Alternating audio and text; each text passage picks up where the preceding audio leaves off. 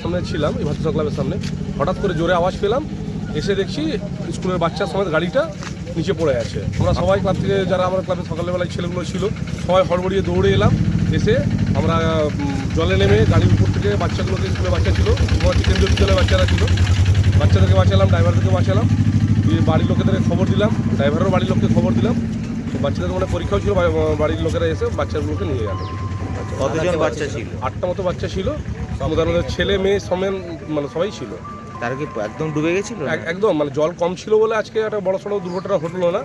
এই পুকুরে যে জলটা কমিয়ে দেওয়া হয়েছিল, তো মানে মাছের চাষের জন্য, যদি জল থাকতো তাহলে এটা খুব বড় ক্ষতি হয়ে যেতে পারতো।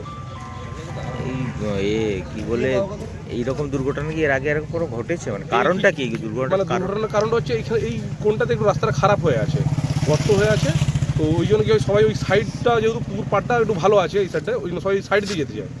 এই 5 দিন মতো আগে একটা মোটরসাইকেলের একটা ছেলে, মানে এটা আমাদের পাড়ারই একজন দাদা বৌদি, মোটরসাইকেল নিয়ে পড়ে গেছিল পুকুরে। হ্যাঁ, সুস্থ আছে, এবং সবার বাড়ির লোককেও কথা বলেছি, এবং তারা বলছে যে মানে বাচ্চা ঠিক আছে, ওদেরকে পরীক্ষা দিতে নিয়ে গেছে। তো ড্রাইভার একটু অসুস্থ আছে, ওনাকে হসপিটাল পাঠানো হয়েছে।